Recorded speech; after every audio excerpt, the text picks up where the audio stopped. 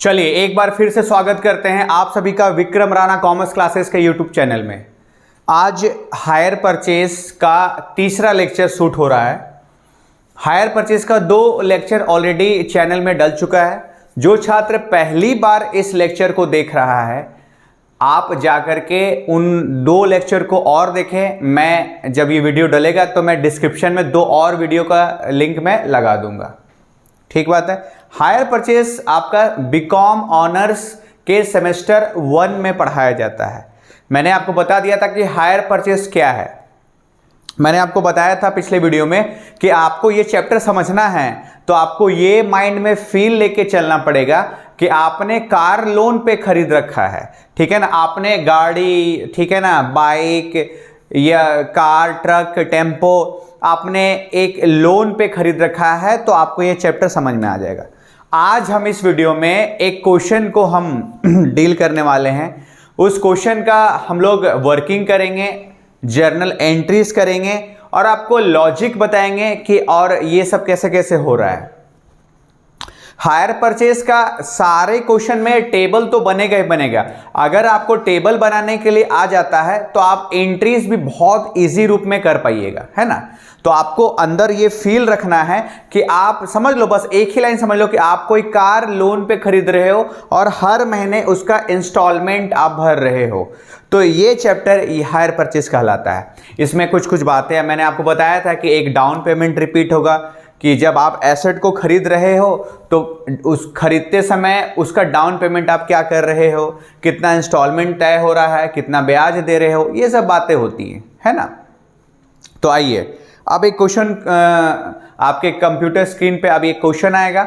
उस क्वेश्चन को हम पढ़ के आपको एक एक करके हम बताते जाएंगे कि कैसे कैसे स्टेप फॉलो करना है, कैसे कैसे एंट्री बनाना है, कैसे कैसे वर्किंग बनाना है। ठीक है, तो चलिए अभी आपके स्क्रीन पे एक क्वेश्चन फ्लैश होगा, आप उसको देखिए, नोट करिए और वीडियो को पॉज करके लिख लीजिए। उसके बाद हम आते हैं और एक से एक डिटेल आपके सामने रखते हैं।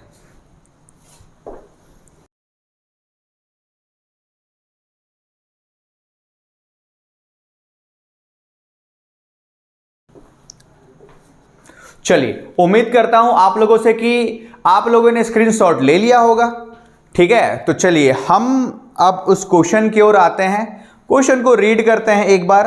और ये जो मेरा बोर्ड है इसका मैं 2 हिस्सा कर देता हूं। एक हिस्सा मैं वर्किंग करूंगा, एक हिस्सा मैं आपको जर्नल एंट्रीज बताऊंगा। तो बीच से मैं चीर देता हूं। ठीक है, एक मैं बताऊंगा वर्किंग नोट नंबर 1 क्या रहेगा, कैलकुलेशन ऑफ इंटरेस्ट। ठीक है, और दूसरा मैं बताऊंगा आपको जर्नल एंट्रीज। जर्नल एंट्री, और उससे पहले मैं आपको थोड़ा सा वर्किंग जरूर बताऊंगा। ये वर्किंग शॉर्टकट पे डिपेंड रहेगा।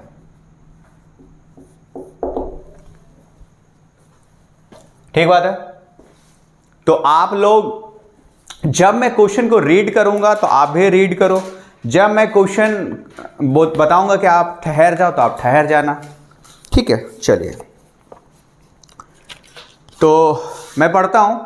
अ form of a coal merchant purchased wagons on hire purchase system. Payment is to be made in a period of 4 years. 6,000 was payable on delivery and the balance by annual installment 6,000 on 31 December. The hire vendor charged 5% per annum interest on yearly balance. The cash price of the wagon was 27,300. Depreciation 10% बता रहा है। Diminishing balance method पे बोलता pass journal entry in the books of both party. Write up the account in the hire purchase books and show the how wagon would appear in the balance sheet on various years. तो चलिए, सबसे पहले जब इस तरह का question आता है तो आपको सबसे पहले यह चेक करना है कि जो इंस्टॉलमेंट दिया हुआ है उसमें ब्याज जुड़ा हुआ है कि नहीं। तो पिछला क्लास में जो बार बार बता रहा हूं, जो स्टूडेंट पहली बार इस वीडियो को देख रहा है वो जाकर के पिछला और 2 वीडियो देख ले, उसमें मैंने शॉर्टकट रिवील किया हुआ है। शॉर्टकट क्या रिवील किया है कि अगर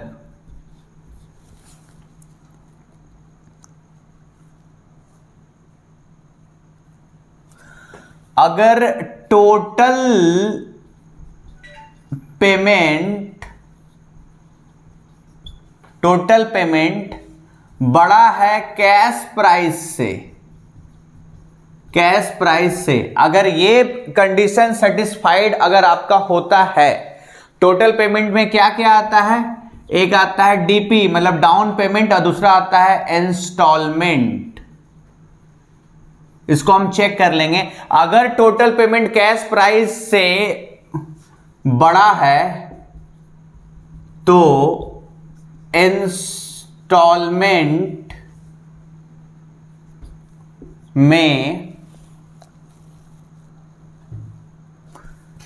इंटरेस्ट जुड़ा हुआ है। ये लाइन बहुत बड़ा मैंने लिख दिया, इंस्टॉलमेंट में इंटरेस्ट जुड़ा हुआ है। ठीक बात है। तो चलिए हम और इसको चेक करते हैं। पहले इसका फॉर्मेट हम लिख लेते हैं, ठीक है ना।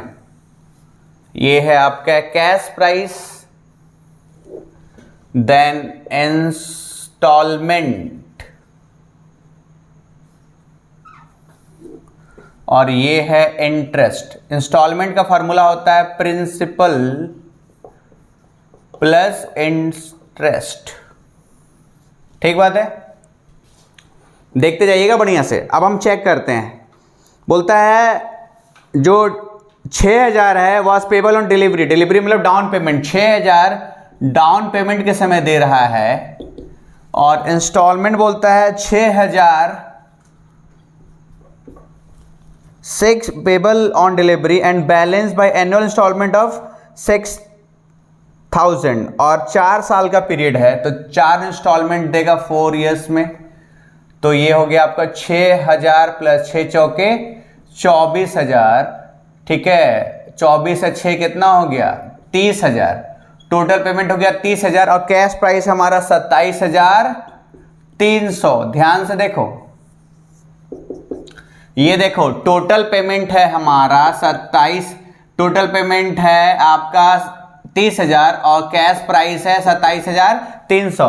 तो देखो जितना दाम है 27300 उससे ज्यादा हम दे रहे हैं, ज्यादा दे रहे हैं। दामाद है क्या वो? नहीं, उससे ज्यादा दे रहे हैं बिकॉज उसमें ब्याज जुड़ा हुआ है। तो इसका मतलब जो आपका इंस्टॉलमेंट है, ये शॉर्टकट मैंने बताया था आपको, अगर टोटल पेमेंट कैश प्राइस से बड़ा है, टोटल पेमेंट कितना निकल गया 30000, कैश प्राइस कितना 27300, तो इंस्टॉलमेंट में इंटरेस्ट जुड़ा हुआ है। इंस्टॉलमेंट कितने का बना हुआ है 6000 का, उसमें ब्याज जुड़ा हुआ है। तो ब्याज जुड़ा हुआ है तो हम उसको डिक्रीज करते जाएंगे, घटाते जाएंगे। कैसे देख लीजिए, डेट देख लीजिए 1 जनवरी 2004, कैश प्राइस आपका 27300 लेस इसी दिन 1 जनवरी 2004 को डाउन पेमेंट हम दे रहे हैं 6000, घट जाएगा, ये हो जाएगा आउटस्टैंडिंग बैलेंस 21300। ठीक है, और 6000 4 बार इंस्टॉलमेंट देने का वादा किया है, 6000 6000 6000। ठीक है, 4 साल का है। वो लाइन बता देते हैं कि payment was made on the delivery 1 January 2004 and balance by annual installment 6000 on 31 December. तो पहला जो होगा आपका 31 दिसंबर 2004, दूसरा हो जाएगा 31 दिसंबर 2005, तीसरा हो जाएगा 31 दिसंबर 2006, और ये लास्ट हो जाएगा 31 दिसंबर 2007। तो पहला साल, दूसरा साल, तीसरा साल, चौथा साल। ठीक बात है। चलिए, तो आउटस्टैंडिंग बैलेंस पे निकलेगा हमारा ब्याज। तो निकालते हैं पहला ब्याज, थोड़ा सा जगह नहीं है, मिटा देते हैं इसको। तो इसका निकालते हैं 21300 इंटू 5/100, बोलता 5% का ब्याज है।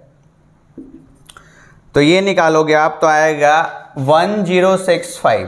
तो मेरे कहने का मतलब ये है, अगर आप ये शॉर्टकट आपको पता नहीं होगा तो आप ये नहीं तय कर पाओगे कि ये जो 6000 का जो इंस्टॉलमेंट है इसमें ब्याज जुड़ा है कि नहीं जुड़ा है। सबसे अहम बात यही है, अगर आपको यही बात समझ में नहीं आएगा तो आपको क्वेश्चन ही नहीं बनने वाला है। तो इस चीज का आप अच्छे तरह से आकलन कर लें, ठीक है। चलिए हम आगे बढ़ते हैं, है ना।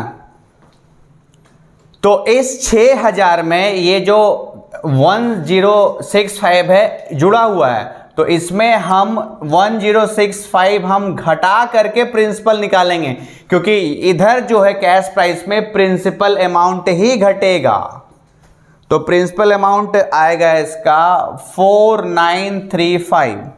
तो 4935 यहां घटा देंगे, 4935 तो आएगा नेक्स्ट आउटस्टैंडिंग बैलेंस 16,395। अब अगला इंटरेस्ट निकलेगा 31 दिसंबर 2005 को 16,395 का 5%, विच कम्स टू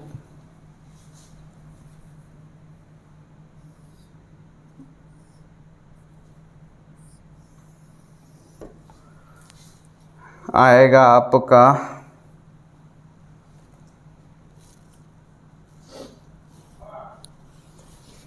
एक मिनट निकाल लेते हैं फटाक से, दिक्कत वाली बात नहीं है।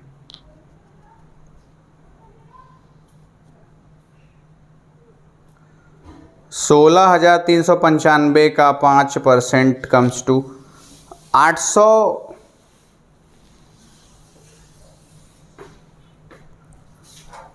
4935 21,300 माइनस 4935 16,300 यहाँ 65 आएगा, ठीक है ना। थोड़ा सा यहाँ पे मिस्टेक था, 16,365। तो 16,365 का 5% हो जाएगा आपका 818 रुपया, ठीक है।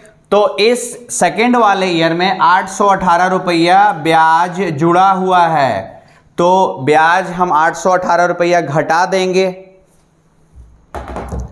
तो 818 रुपया घट जाएगा तो आएगा आपका 5182। अब यहाँ पे घटा देंगे आपका 5182, तो अगला आउटस्टैंडिंग बैलेंस आ जाएगा आपका 11,183, ठीक है। अब यहाँ निकालेंगे अगला इंटरेस्ट 11,183 पे। जो जो आउटस्टैंडिंग निकलता जाएगा उसी पे अगला साल ब्याज हम निकालते चले जाएंगे। 11,183 का 5% है आपका 559।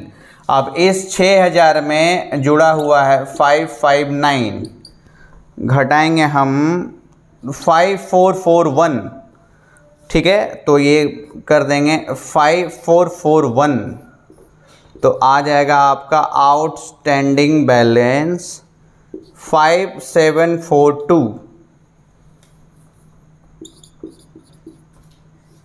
ठीक है। यहां तक हम लोग पहुंच गए। अब याद रखिएगा आप लोग इस चीज को कि जिस क्वेश्चन में अगर ये शॉर्टकट लग जाएगा कि टोटल पेमेंट अगर बड़ा हो जाएगा कैश प्राइस से, तो उस केस में इंस्टॉलमेंट में ब्याज जुड़ा हुआ है तो हम घटा घटा के प्रिंसिपल तक पहुंचेंगे, क्योंकि यहां पे प्रिंसिपल अमाउंट ही घटता है, ठीक है। तो लास्ट ईयर का जो आप निकालोगे कैलकुलेशन, इस पे नहीं निकालना। लास्ट ईयर का जो ब्याज है बैलेंसिंग फिगर निकलेगा। कैसे निकलेगा बैलेंसिंग फिगर? ये 6,000 में ब्याज जुड़ा हुआ है, ये प्रिंसिपल पूरा घटा देंगे हम 5742, तो निकल जाएगा आपका 258, ये निकल जाएगा बैलेंसिंग फिगर। और लास्ट ईयर जो है 5742 पेमेंट करके खत्म हो जाएगा ये। तो लास्ट ईयर का जो इंटरेस्ट है बैलेंसिंग फिगर में निकलेगा उसी केस में जिस केस में ये शॉर्टकट सेटिस्फाई होगा। मतलब टोटल पेमेंट अगर बड़ा हो जाएगा कैश प्राइस से, तो उस केस में दो बात आपको याद रखना है कि सारे इंस्टॉलमेंट में ब्याज जुड़ा हुआ है, तो आपको डिक्रीज घटा घटा करके यहां प्रिंसिपल तक पहुंचना है। और लास्ट ईयर का जो ये जो आपका ब्याज है, लास्ट ईयर का जो ब्याज है, आपको जो लास्ट ईयर का प्रिंसिपल बचेगा उससे घटा करके निकालना, as a balancing figure, calculation करके नहीं निकालना। ठीक है, तो अगर आप ये चार्ट ध्यान से देख लो बच्चों, अगर आप ये कैलकुलेशन कर लेते हैं तो आप समझ लीजिए कि इसी को देखते हुए सारा एंट्रीज हो जाएगा आपके नजर में। ठीक है, तो चलिए अभी हम लोग एंट्रीज कर दे रहे हैं जो खरीदने वाला है,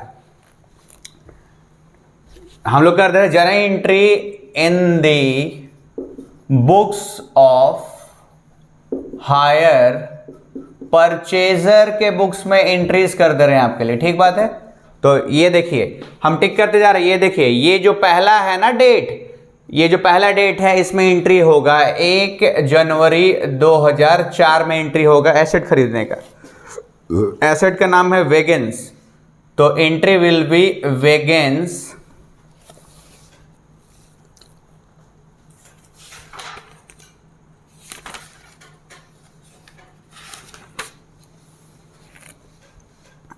Wiggins account debit to hire vendor। कैसे हो गया डेबिट? हम अगर एसेट खरीद करके ला रहे हैं तो मेरे लिए एसेट बढ़ेगा और एसेट डेबिट से बढ़ता है। ठीक बात है, तो यहां कैश प्राइस से एंट्री करेंगे, याद रख लीजिएगा आप लोग। कैश प्राइस है, कैश प्राइस कितना है आपका 27,300। तो पहला कंफ्यूजन ये है कि ये वेगन्स एसेट है, एसेट डेबिट से बढ़ता है इसलिए इसको डेबिट किया गया है। और हायर वेंडर कौन है? दुकानदार को बोलते हैं हम हायर वेंडर। तो हम जिससे इंस्टॉलमेंट में खरीदे हैं, जिससे इंस्टॉलमेंट पे हम खरीदे हैं, उसको हमको पैसा देना होगा। जहां वर्ड आ गया देना है वो हमारे लिए लायबिलिटी है। लायबिलिटी क्रेडिट साइड से बढ़ता है इसलिए इसको क्रेडिट कहा गया है, क्रेडिट लिखा गया दुकानदार को। हम यहां लिखेंगे being asset purchase on a hire purchase system। दूसरा एंट्री भी इसी दिन होने वाला है। अब देखिए हम उसी दिन सेम डे, आप देख लीजिए वर्किंग में, देखिए हम कौन कौन सा वर्किंग एंट्रीज में तब्दील कर रहे हैं। फिर इसी दिन हम 6,000 डाउन पेमेंट दिए हैं। तो आप ऐसे समझ लो कि आप डाउन पेमेंट देके कार जब लाते हैं तो जब डाउन पेमेंट देंगे तो आपके यहां से पेमेंट निकल जाएगा ना। तो पेमेंट निकल जाएगा तो आपका एसेट बढ़ेगा कि घटेगा? घटेगा। और जब आप लायबिलिटी का पेमेंट करिएगा तो दो चीज होगा, एसेट भी घटेगा और लायबिलिटी भी घटेगा। कैसे? देखो सपोज कर लो, आपको हम एक एग्जाम्पल पेश कर देते हैं, ठीक है, ताकि आपको ये सब बात समझ में आए, आप इस सब बात को समझ सको।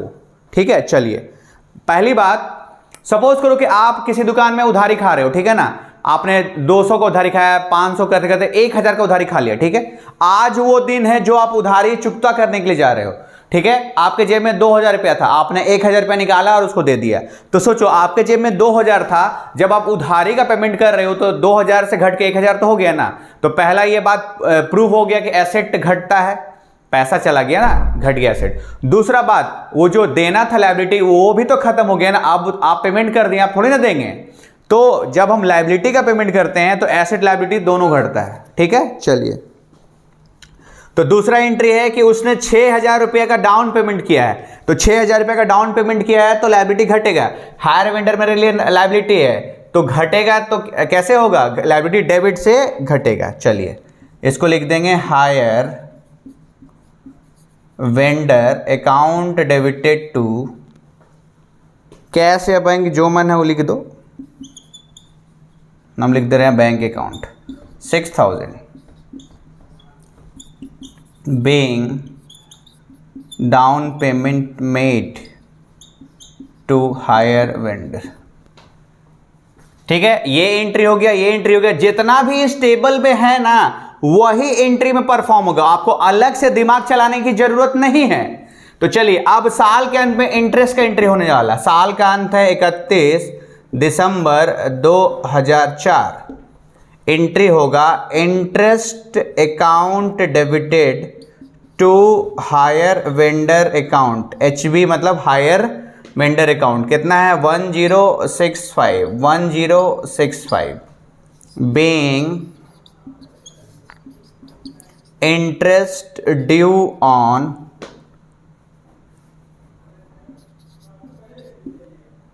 $21,300 at the rate of 5% per annum।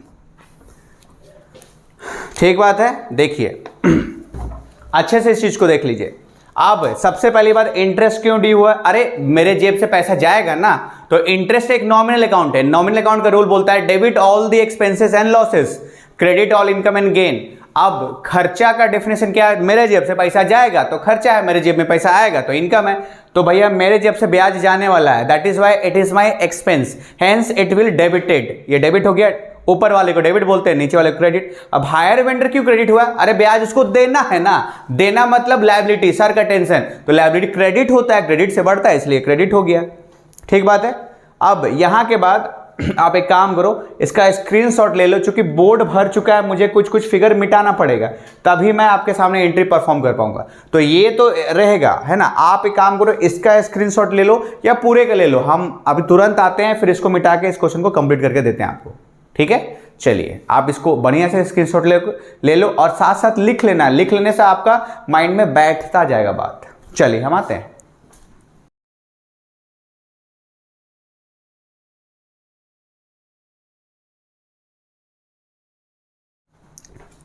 चलिए उम्मीद करते हैं कि आप लोगों ने स्क्रीनशॉट ले लिया होगा। अब हम क्या करते हैं, इसको कुछ मिटा देते हैं, ठीक है ना, ताकि अभी बहुत सारा एंट्री बचा हुआ है। और मैं यही आप लोगों को कह रहा हूं कि अगर आपको टेबल बनाने आ गया, शॉर्टकट चलाने आ गया, तो फिर आपको अलग से एंट्री मारने का टेंशन नहीं लेना है। ठीक है ना। इसको भी मैं 2 भाग में कर देता हूं, एंट्रीज ज़्यादा होगा। ठीक है, तो देखिए अभी हम लोग कहां तक पहुंच गए थे? इंटरेस्ट का एंट्री हो गया है ना।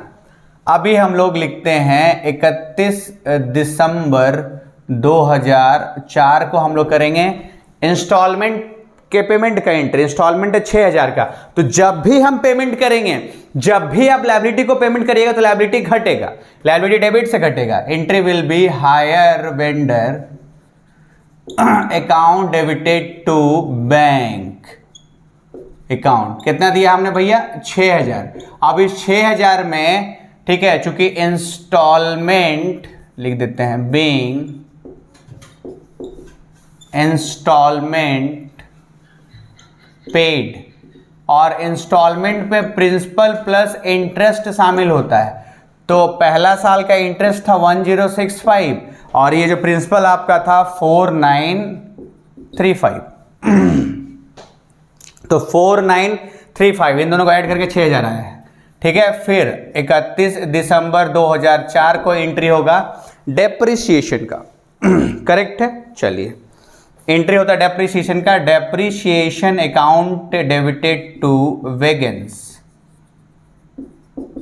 डेप्रिसिएशन क्या होता है? क्लास 11th में आप लोगों ने पढ़ा होगा कि जब आप किसी एसेट का यूज करते हैं तो उसे यूज करने के कारण उसका जो वैल्यू है डिक्रीज होता जाता है, यही डेप्रिसिएशन है। यूज करने से, समय के बीतने से उसका वैल्यू कम हो जाता है, वो सेकेंड हैंड के कगार पे आ जाता है, उसको हम लोग बोलते हैं डेप्रिसिएशन। ठीक है, तो डेप्रिसिएशन एक नॉमिनल अकाउंट है और वेगन एसेट है, तो एसेट को वो घटा देता है, इसीलिए एसेट क्रेडिट हो गया है और डेप्रिसिएशन खुद एक नॉमिनल अकाउंट है। तो नॉमिनल अकाउंट बोलता है अगर लॉस है तो आप डेबिट करो, ये लॉस है। डेप्रिसिएशन किस पे निकलता है? हमेशा कैश प्राइस पे। कैश प्राइस है आपका 27,300। 27,300 डेप्रिसिएशन का रेट देख लीजिए आप, 10% है, तो 27,300 का 10% हो जाएगा 2730। करेक्ट है। अब आगे बढ़ जाए हम लोग। चलिए अब एक एंट्री और होने वाला है 31 दिसंबर को, यहां पे लिख लेते हैं बीइंग डेप्रिसिएशन चार्ज। 31 दिसंबर 2004 को होता क्या, साल के अंत में जितना भी नॉमिनल अकाउंट है उसको प्रॉफिट एंड लॉस अकाउंट पे ट्रांसफर कर दिया जाता है। ठीक बात है। तो चलिए हम लोग आगे बढ़ते हैं। नॉमिनल अकाउंट कौन कौन सा है, एक है इंटरेस्ट और दूसरा है डेप्रिसिएशन। तो इंटरेस्ट डेबिट होता है ओरिजिनल एंट्री में, तो यहां पे क्रेडिट हो जाएगा, तो हो जाएगा to interest account to depreciation account, और profit and loss account debit हो जाएगा, क्योंकि प्रॉफिट एंड लॉस अकाउंट भी एक नॉमिनल अकाउंट है। नॉमिनल अकाउंट बोलता है तुम मेरे पास खर्चा भेजोगे तो मुझे भी खर्चा होगा, तुम मेरे पास इनकम भेजोगे तो मुझे भी इनकम होगा, लेकिन फिलहाल तुम खर्चा भेज रहे हो, that is why we debited profit and loss account. Interest है आपका 1065 और डेप्रिसिएशन है 2730। हम दोनों को ऐड कर देंगे ना तो आ जाएगा आपका 3795 करेक्ट है। अब देखिए एक साल का एंट्री हो गया है ना। अब यही सब एंट्री रिपीट होता जाता है, हम एक साल और एंट्री मार देते हैं। अब आपको बता देते हैं कि कौन सा एंट्री हर साल रिपीट होगा। तो चलिए यहां पे हम लिख देते हैं 31 दिसंबर 2005। पहला इंटरेस्ट ड्यू का एंट्री हम हर साल रिपीट होगा, तो entry will be interest account dear to hire vendor account, ठीक है, बीइंग इंटरेस्ट ड्यू ऑन, देखो कितना भी इंटरेस्ट ड्यू होगा अब 16,365 एट द रेट ऑफ 5%, तो आपका निकलेगा 818 रुपया। ठीक है, मतलब ये एंट्री अगले साल भी रिपीट होगा, ये एंट्री अगले साल, मतलब हर साल ये कॉमन एंट्री है। इंटरेस्ट लिख लो, इंटरेस्ट ड्यू करना पहला, इंस्टॉलमेंट का पेमेंट करना दूसरा, डेप्रिसिएशन निकालना तीसरा, और चौथा इंटरेस्ट और डेप्रिसिएशन को प्रॉफिट एंड लॉस अकाउंट पे भेजना। ये 4 एंट्री होगा ही होगा हर साल। तो चलो दूसरा एंट्री आपके सामने, hire vendor account debited to bank. ये कौन सा एंट्री है भैया, बीइंग इंस्टॉलमेंट पेड, इंस्टॉलमेंट तय है 6000।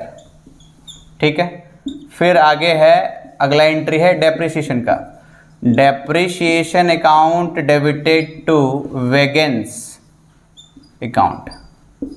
ठीक है, अब देखो डेप्रिसिएशन चूंकि डिमिनिशिंग बैलेंस मेथड से हो रहा था, और डिमिनिशिंग बैलेंस बोलता है कि पहले था 27,300 पहला साल, और डेप्रिसिएशन चार्ज हो चुका था 2730। इसको हम घटा देंगे तो आ जाएगा आपका 24,570। इसका 10% हम निकाल लेंगे तो आ जाएगा 2457। अब लास्ट वाला एंट्री भी कर देते हैं, profit and loss account debited to interest account to depreciation account. ठीक बात है, इंटरेस्ट है आपका 818 और डेप्रिसिएशन है 2457, और दोनों को ऐड कर देंगे तो आ जाएगा 3275। ठीक है, अब देखिए यहीं पे हम आपको क्लियर कर देते हैं सारा चीज। अब ये जो है ना, पहला एंट्री, दूसरा एंट्री, तीसरा एंट्री, चौथा एंट्री, ये हर साल रिपीट होगा। जब हम यहां पहुंचेंगे ना 2006 में, यहां देखिए तो इस एंट्री में 559 है, इस एंट्री में 559 हो जाएगा, यहाँ 6000 हो जाएगा, यहाँ पे फिर डेप्रिसिएशन घटा करके हम 10% निकाल लेंगे, और यहाँ पे फिर इंटरेस्ट और डेप्रिसिएशन ट्रांसफर कर देंगे। फिर लास्ट ईयर में जब पहुंचेंगे हम तो फिर से इंटरेस्ट, ये एंट्री सब कुछ सेम रहेगा, बस फिगर बदलेगा। और फिगर कहाँ से आएगा, इसी चार्ट से सारा फिगर जाएगा। अब लास्ट ईयर में इंटरेस्ट हम यहाँ लिखेंगे 258, फिर इस एंट्री में 6000 होगा, इस एंट्री में फिर से डेप्रिसिएशन घटा करके जो सीडी निकलेगा, ठीक है, डिमिनिशिंग बैलेंस होता है कि जो घटते घटते सीडी निकलेगा उस पे निकालते हैं हम, घटे हुए बैलेंस पे हम डेप्रिसिएशन निकालते हैं, और लास्ट वाला एंट्री भी ऐसे ही रहेगा। ठीक है, तो उम्मीद करते हैं कि आप लोगों को ये क्वेश्चन बढ़िया से समझ में आया होगा। ठीक है, इस वीडियो को हम यहीं तक समाप्त करते हैं। पहले आप इसका स्क्रीनशॉट ले लीजिए, उसके बाद हम आपसे 2-3 मिनट बात करेंगे, उसके बाद इस वीडियो को हम एंड कर देंगे। ठीक है, चलिए।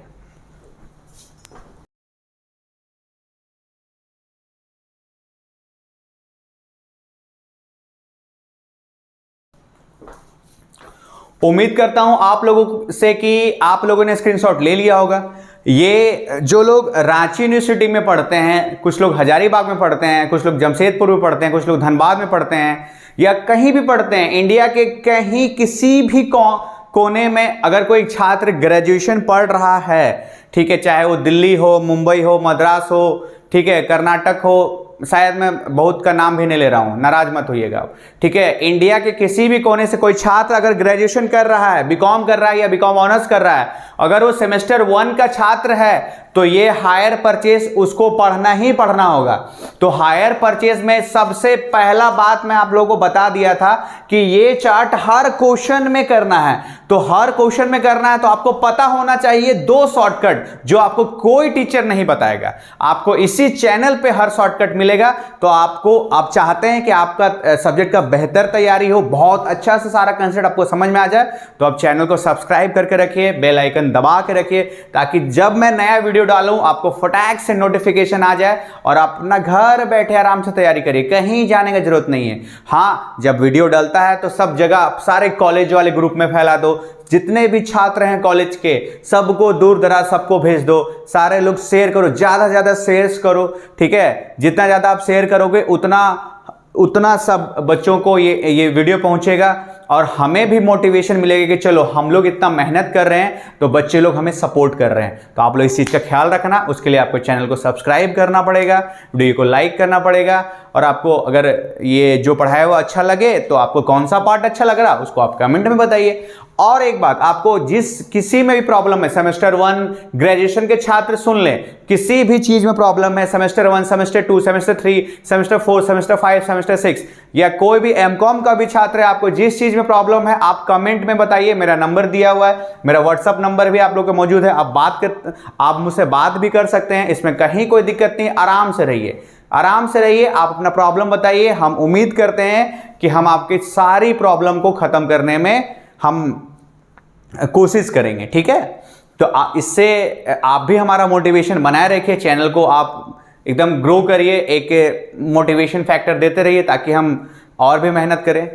तो चलिए हम लोग इस वीडियो को यहीं तक खत्म करते हैं, है ना। आप अच्छे तरह से इस चीज को देख लीजिएगा, क्योंकि सारा पूरा इस देखिए 2 लाइन में फिर से आपको इस चैप्टर का धड़कन बता देता हूं। इस चैप्टर में आपको फील करना है कि आपने कोई कार लोन में खरीद रखा है, ठीक है, आपका हर महीने इंस्टॉलमेंट जाता है, तो आपको बस 2 चीज क्लियर रखना है कि जो इंस्टॉलमेंट है उसमें ब्याज जुड़ा हुआ है कि नहीं जुड़ा हुआ। अभी आपको ये समझ में नहीं आ रहा हो कि ये कितना इंपॉर्टेंट बात है, बहुत इंपॉर्टेंट बात है, क्योंकि अगर इंस्टॉलमेंट एडेड है तो यहां पे हमको घटाना पड़ेगा, और अगर इंस्टॉलमेंट में ब्याज नहीं जुड़ा हुआ है तो अलग से जोड़ना पड़ेगा। तो पहले आपको पता तो चलेगा तब ना कि किस इंस्टॉलमेंट में ब्याज जुड़ा हुआ है, किस इंस्टॉलमेंट में ब्याज नहीं जुड़ा हुआ है। तो ये सब मैं शॉर्टकट बता दिया था कि अगर टोटल पेमेंट कैश प्राइस से बड़ा है तो हर इंस्टॉलमेंट पे इंटरेस्ट जुड़ा हुआ है तो सबको घटा देंगे हम प्रिंसिपल अमाउंट निकालने के लिए, और अगर टोटल पेमेंट कैश प्राइस के बराबर है तो हमको अलग से इंटरेस्ट जोड़ना पड़ेगा। ठीक बात है। तो चलिए हम वीडियो को यहीं तक समाप्त करते हैं। आप अपना ख्याल रखिएगा, अपने माँ बाप का अच्छे तरह से ख्याल रखिएगा, अपना रिस्पॉन्सिबिलिटी अच्छे से निभाइएगा। तब तक के लिए जय हिंद, जय भारत।